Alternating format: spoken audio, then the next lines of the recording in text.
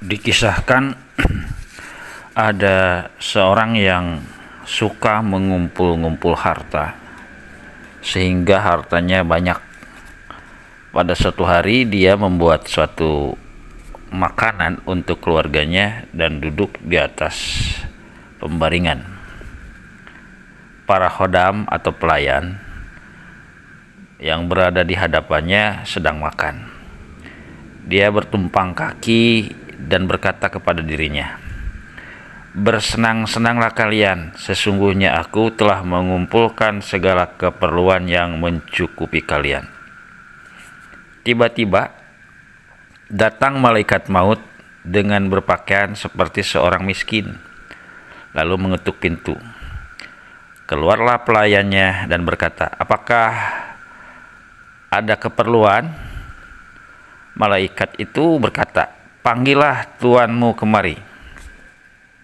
Akan tetapi pelayan itu malah membentaknya dengan kata-kata, "Pantaskah tuan kami," sekali lagi, "pantaskah tuan kami keluar untuk menghadap orang seperti kamu?" Malaikat menjawab, "Ya." Lalu mereka datang menghadap tuan mereka dan memberitahukan berita itu. Sang majikan yang kaya itu berkata, "Mengapa kamu tidak memukulnya? Mengapa kamu tidak mengusirnya?" Malaikat maut kembali lagi dan mengetuk pintu dengan ketukan yang agak keras kali ini. Lalu mereka, para pelayan, keluar lagi untuk menemuinya. Malaikat berkata, "Beritahukanlah kepada majikan kamu bahwa sesungguhnya aku ini adalah malaikat maut." Ketika mendengar bahwa tamunya itu sebenarnya adalah malaikat, mereka pun merendahkan dirinya, dan malaikat maut alaihissalam pun masuk. Orang kaya itu mengeluarkan seluruh harta kekayaannya. Dia terlihat menyesal dan putus asa. Dia berkata kepada tumpukan harta, "Semoga Allah melaknat kepadamu, wahai harta. Kamu telah menjadikan aku lalai dan melupakan ibadah kepada Tuhanku." Kemudian Allah Azza wa Jalla menjadikan harta itu tiba-tiba dapat berbicara, dan harta itu menjawab dengan kata-kata, "Mengapa kamu mencaci maki aku? Padahal kamu pernah mendatangi raja-raja dan membawaku dan menolak orang-orang yang bertakwa karenaku. Kamu pernah membelanjakanku dalam jalan kejelekan, kemaksiatan, namun aku tidak pernah dan tidak tercegah darimu. Seandainya kamu membelanjakanku dalam jalan kebaikan, niscaya aku bermanfaat bagimu." Kemudian malaikat maut mencabut roh orang yang bergelimangan harta tersebut. Setelah itu ia pergi.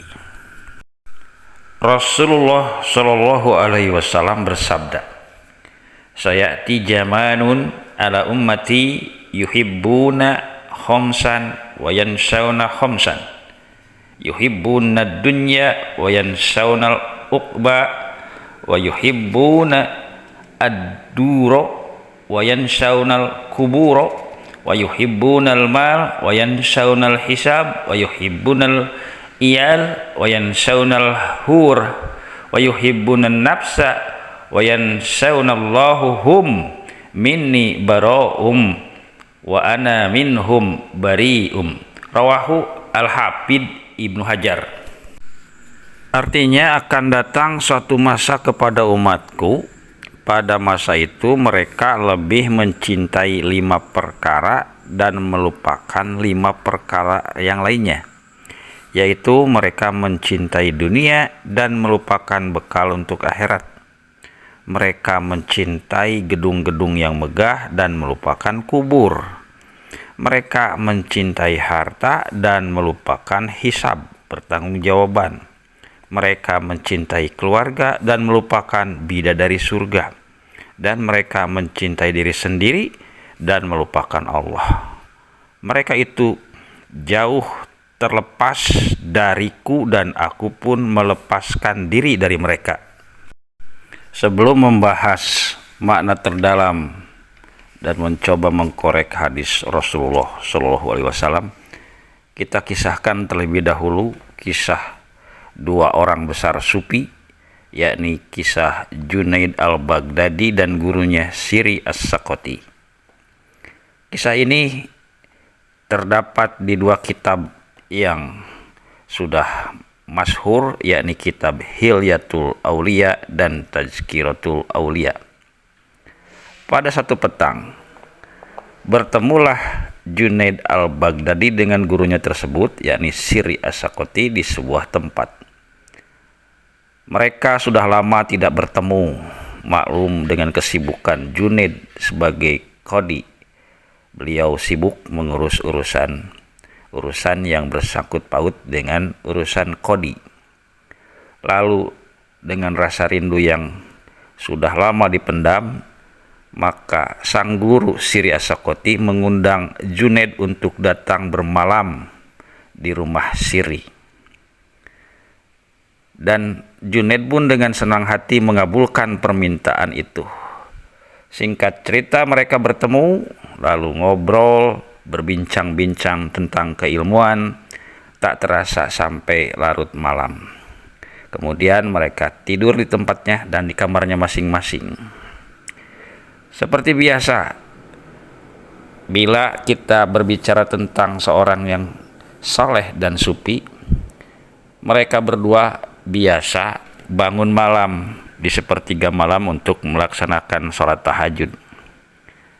Siri bangun dan Al-Junaid pun bangun. Mereka melakukan sholat tahajud masing-masing, tidak berjamaah. Setelah selesai, maka Siri menghampiri sang murid, lalu dia berkata, "Ketahuilah wahai Junaid, tadi malam aku sangat gelisah, lalu bermimpi. Dan mimpi ini bisa kau jadikan sebuah sumber inspirasi." Siri bermimpi, seolah-olah katanya dia berhadapan langsung dengan Allah Subhanahu wa Ta'ala dalam mimpinya itu. Kemudian Allah berkata, "Wahai Junaid, Allah berkata kepadaku, wahai Siri, aku telah menciptakan sebagian makhlukku yang namanya manusia, insan, semenjak Adam sampai akhir. Bila semuanya telah selesai kuciptakan, maka kupanggil seluruh manusia itu untuk menghadapku. Ketika sudah semuanya menghadapku, semuanya berjanji, semuanya berikrar, wahai Allah, Engkaulah zat yang paling kusayangi, Engkaulah zat yang paling kucintai, dan Engkaulah zat yang paling kami kasihi. Ketahuilah wahai Siri," kata Allah, "selepas itu aku ciptakan dunia. Setelah selesai dunia kuciptakan, ternyata 90% manusia berpaling ke dunia dan meninggalkanku. Mereka terlampau terpesona dengan molek dan kenikmatan dunia, tergiur dengan molahnya kenikmatan dunia, maka yang tinggal cuma 10%. Dari 10% itu, mereka menghadapku dan dengan setia dan berjanji serta berikrar. Setelah itu aku ciptakan surga. Ternyata dari yang sisa 10% itu, 90% dari sisa itu mulai meninggalkanku juga. Mereka menghindar dariku. Mereka masing-masing sibuk beramal hanya semata ingin mendapatkan surga. Mereka semua tergiur dengan keindahan surga. Tinggallah 10% dari sisa yang sedikit itu. Di jumlah yang makin kecil itu, mereka masih setia bersumpah setia, berikrar setia kepadaku. Lalu setelah itu aku ciptakan neraka. Ternyata yang sisanya 10% itu, 90% lagi mereka mulai menghindariku. Mereka beribadah semata ingin mengelak dari siksa neraka. Mereka selalu beribadah karena ingin menghindari azab neraka. Mereka beribadah siang malam semata ingin hindari api neraka. Maka cuman tersisa makin sedikit, yakni 10%.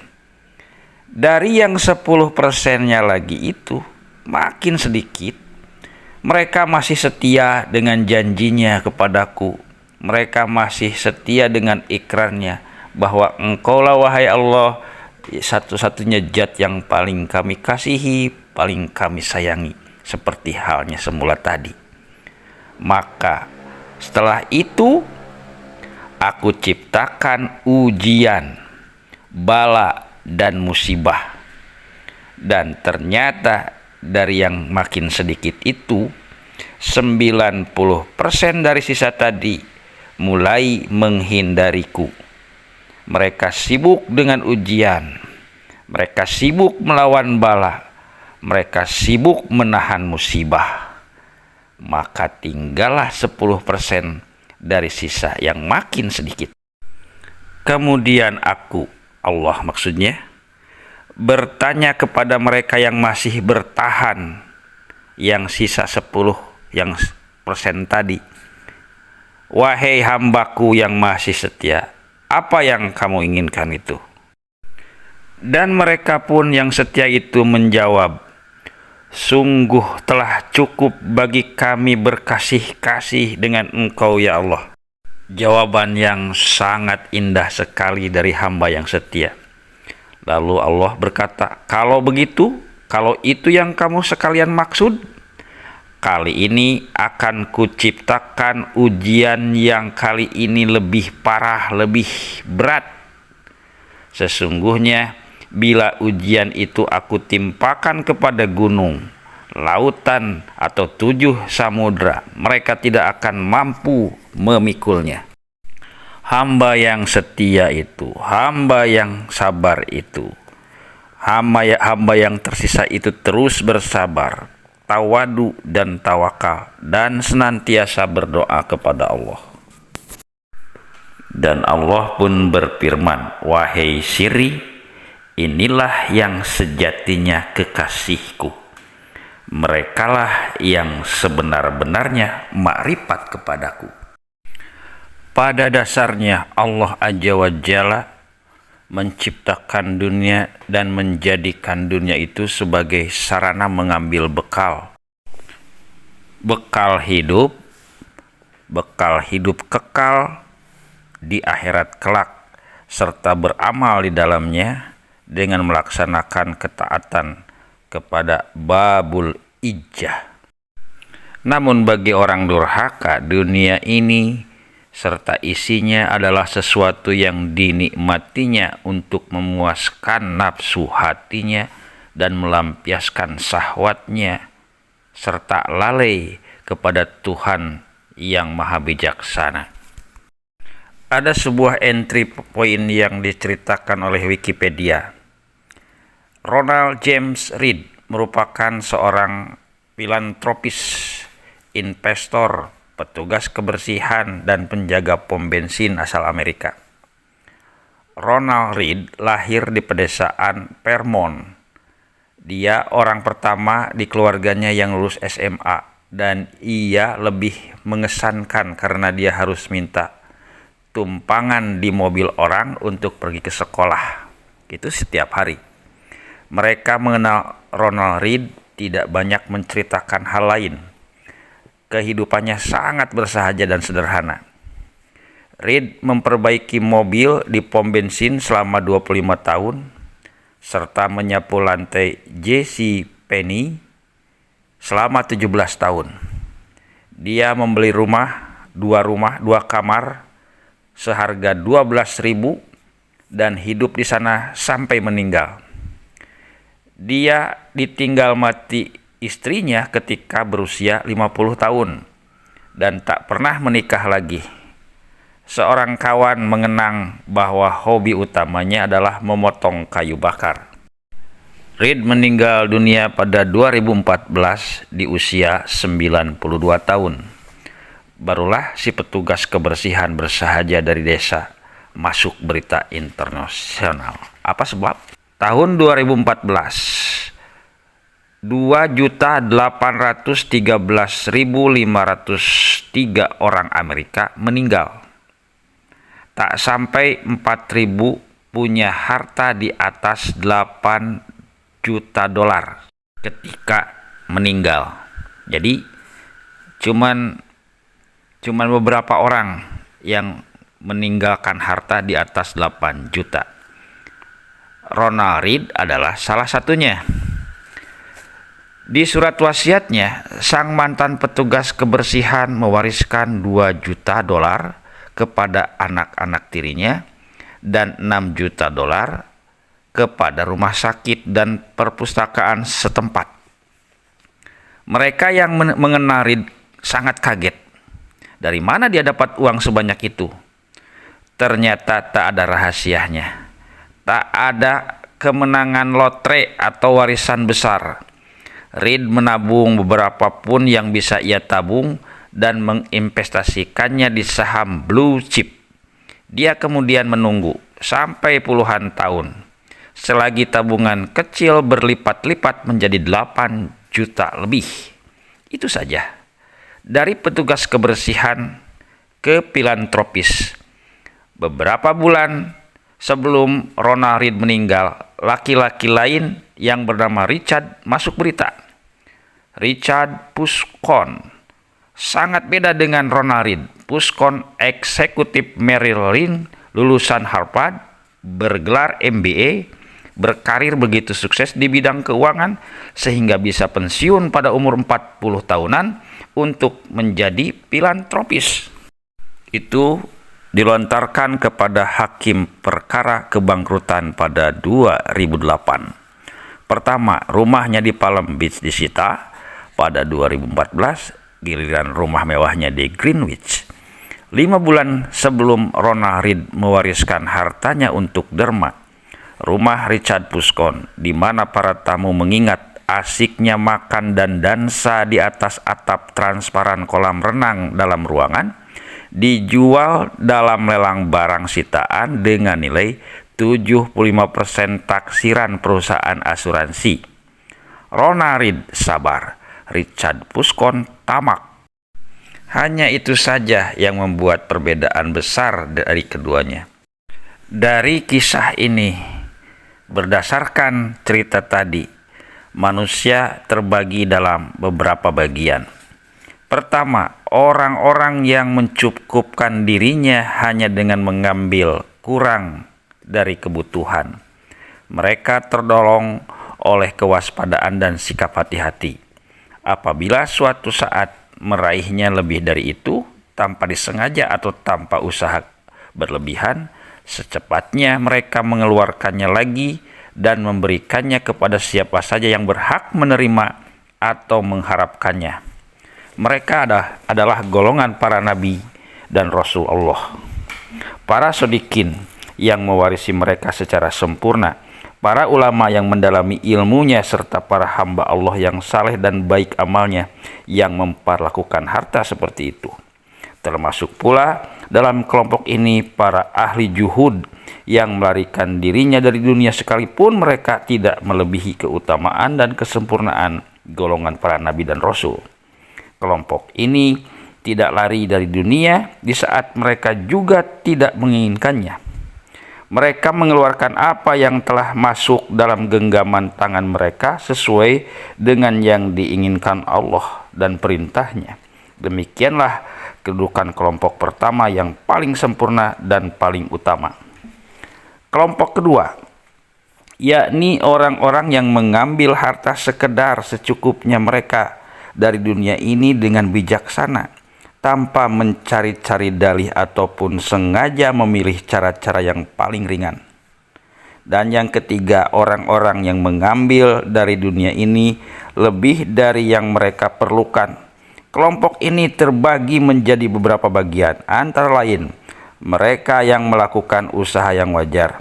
Ada yang mengambil lebih dari kadar yang diperlukannya untuk dinikmati dengan cara yang dibolehkan, mubah namanya menurut syarak, seraya mengakui keutamaan orang-orang yang berjuhud serta menyadari bahwa dirinya berada di bawah tingkat-tingkatan mereka yang memiliki kedudukan mulia. Ada yang mengambil harta untuk bersenang-senang, ada juga untuk bermewah-mewahan serta berlebih-lebihan, mengumpulkan dan menumpuk-numpuk harta sehingga lalai dari ibadah dan mencampur adukannya antara yang halal dan haram. Al-Hakim meriwayatkan, sesungguhnya Rasulullah Shallallahu Alaihi Wasallam bersabda, "Man ahoda minad dunya minal halal hasibahullah, wa man ahoda dunya minal haram addabahullah." Yang artinya, barang siapa yang mengambil keduniawian dengan cara halal, maka Allah akan menghisabnya. Dan barang siapa yang mengambil keduniawian yang dengan cara haram, maka Allah akan menyiksanya.